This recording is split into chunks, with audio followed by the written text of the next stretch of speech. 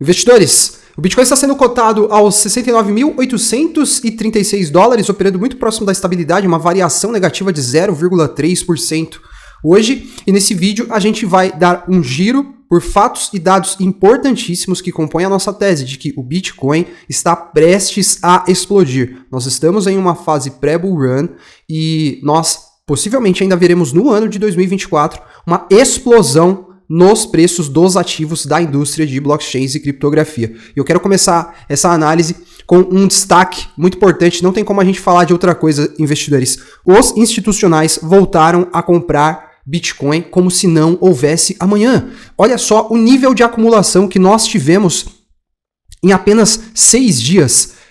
1,25 bilhão de dólares foi acumulado lá através dos ETFs de Bitcoin da Bolsa Americana. Essa linha azul representa a acumulação, né, de Bitcoins por parte dos ETFs. E olha só, eu já mostrei para vocês em algumas análises um outro gráfico que mostra que o preço do Bitcoin está acompanhando esta linha azul aqui, tá? E olha o que ela volta a fazer. Ela volta a apontar para cima e já rompeu, inclusive, o topo que ela tinha deixado naquela fase de arrefecimento. O que vocês acham que está prestes a acontecer com o preço do Bitcoin? Ontem a gente teve uma acumulação na casa dos 305 milhões de dólares por parte dos ETFs. Esse inflow, essa entrada de capital no Bitcoin através dos ETFs voltou a acelerar bastante nos últimos dias. Ontem a gente teve a compra de 4.280 bitcoins, né, por parte dos ETFs, com destaque para o ETF da BlackRock, que comprou quase tudo, né? 4.060 bitcoins foram adquiridos pela maior gestora de ativos do mundo. A Fidelity também comprou 361 bitcoins, né? Então, o fluxo de entrada de capital através dos ETFs volta a acelerar. E olha só, caras, essa tabela mostra pra gente os 25 maiores hedge funds, né? E desses 25, a gente tem nessa lista apenas 13 que já tem exposição aos ETFs de Bitcoin. E a tendência, investidores, é que todos eles tenham alguma exposição em Bitcoin, nem que seja 0,01%, assim como a Janet Street Group, que tem apenas 0,1%. Esse é um fundo que tem 380 bilhões de dólares sob gestão, tá? Então você imagina se um fundo como esse aplica apenas 1%, 10 vezes mais do que eles têm hoje em Bitcoin. Olha o impacto que isso já pode trazer para o preço. Apenas um fundo. Imagina se eles alocam 2%, né, em Bitcoin, o que é ainda uma margem percentual de alocação muito conservadora e bastante razoável para esse perfil de gestora, né? Só isso já tem assim o potencial de fazer com que o preço do Bitcoin exploda. Então, investidores, nós estamos vivendo um momento primoroso do mercado e eu acredito que tem muito mais altas por vir ainda. E olha só como é o mercado. Enquanto as baleias acumulam bitcoins como se não houvesse amanhã, olha só a variação da última semana. Baleias com mais de 1.000 bitcoins acumularam 12.058 bitcoins, enquanto aqui no Brasil a gente chama de sardinhas, né? Só que lá eles chamam de camarão. E olha só, essa galera vendendo e os grandes comprando. E cara, se você quer ganhar dinheiro, você tem que se comportar como um tubarão, como uma baleia, que são basicamente aqui os perfis que estão acumulando Bitcoin nessa fase do ciclo. Evite se comportar como uma sardinha ou como um camarão no mercado, né? E a gente vai dar continuidade aqui nesse giro por fatos e dados super importantes, tá? Fica aqui comigo até o final porque tem muita informação ainda muito relevante para compartilhar nesse vídeo. Antes da gente partir para esses dados, eu vou deixar o convite para você que está chegando aqui pela primeira vez, se inscrever e ativar o sininho de notificações para você se juntar aos mais de 20.500 investidores que acompanham as análises do canal. A gente está chegando a 1,5 milhão de visualizações, o canal praticamente dobrou de tamanho nos últimos meses. Em poucos meses a gente voltou a crescer em um ritmo acelerado, assim como o Bitcoin. Então faça parte você também da nossa comunidade de investidores, certo? Então vamos partir para o giro de fatos e dados. A gente vai olhar gráfico ainda na análise também. Então bora! Hoje a gente está comemorando aí o Bitcoin Pizza Day, né? Nessa mesma data, há 14 anos atrás, Laszlo Honeyx, sei lá se é assim que pronuncia o nome dele, fez uma compra de 2 pizzas com 10 mil bitcoins. Olha só, hoje essas 2 pizzas então teriam um valor de 700 milhões de dólares, né?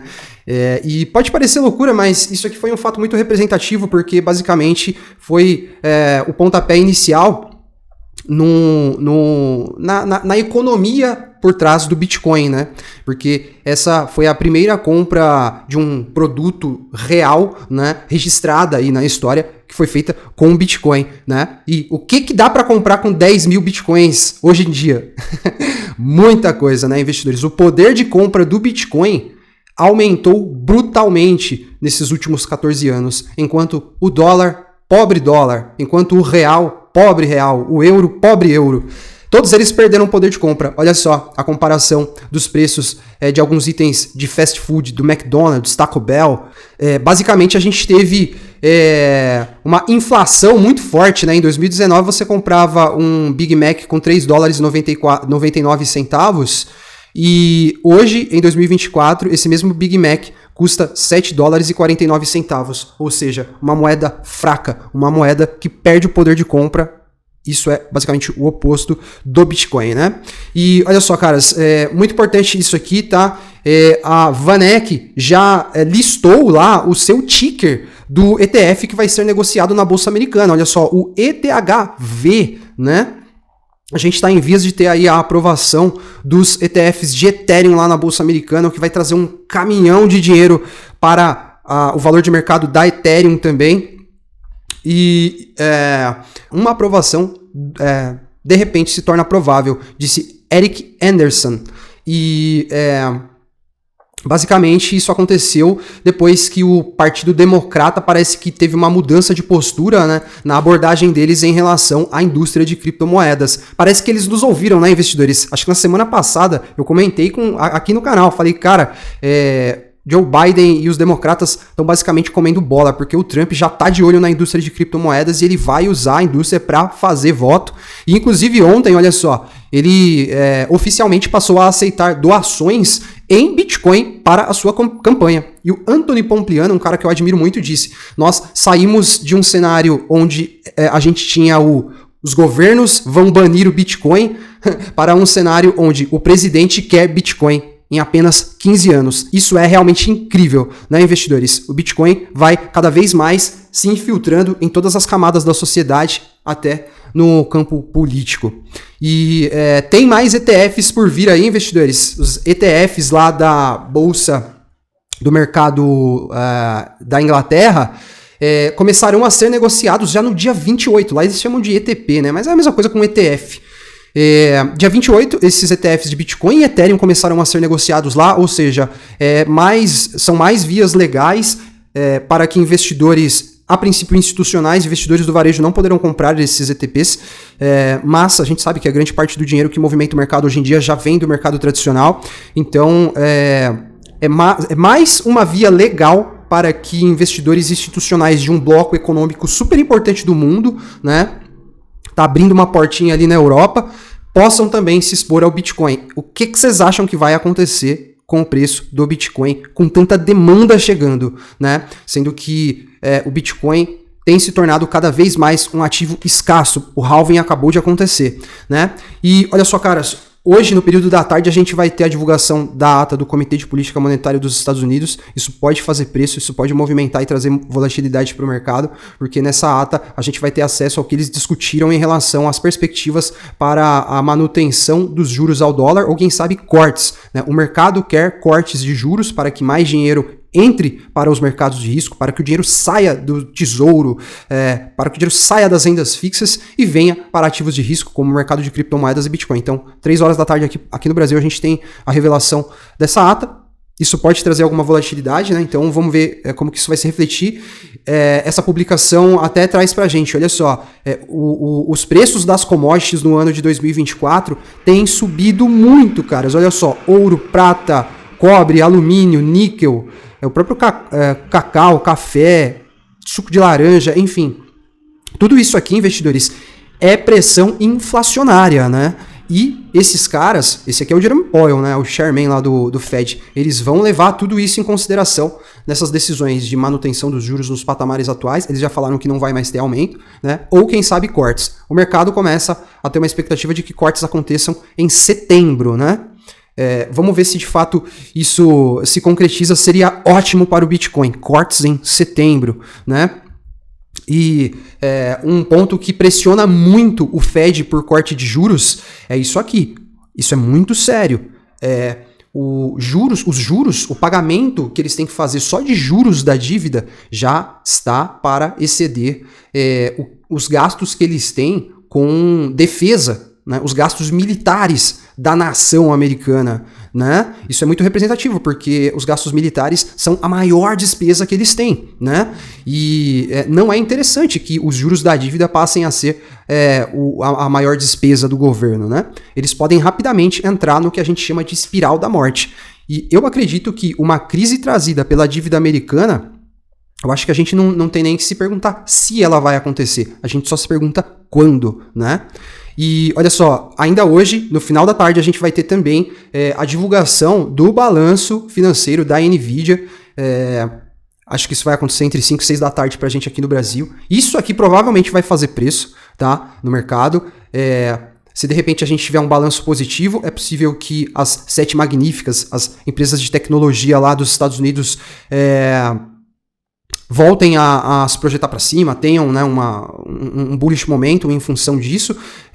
O mercado está enxergando os dados da NVIDIA até mesmo como um indicador econômico, e basicamente o que essa imagem representa é o que a gente tem para hoje, né? A NVIDIA segurando basicamente toda a economia americana. Vamos ver o que vai acontecer. Se esse balanço vier positivo, possivelmente a gente vai ter um bullish momentum também para os ativos da inteligência artificial, tá? Do mercado de criptomoedas. Então a gente fica esperto aí, porque possivelmente as nossas bags de AI podem sofrer alguma volatilidade, e a essa altura do campeonato a gente torce para que seja para cima, né, com valorização.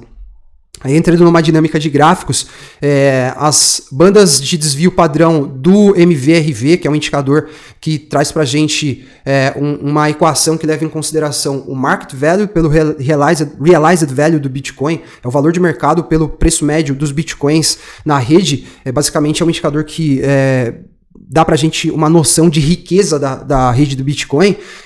Tá apontando aqui já pra gente uma possibilidade do Bitcoin ir lá atingir a casa dos 77 mil dólares, né, investidores? Muito interessante essa movimentação nesses indicadores também. No preço, a gente tem uma situação bem interessante, olha só. Esse gráfico mostra pra gente que basicamente nós estamos nesse ponto aqui, certo? Assim como a gente...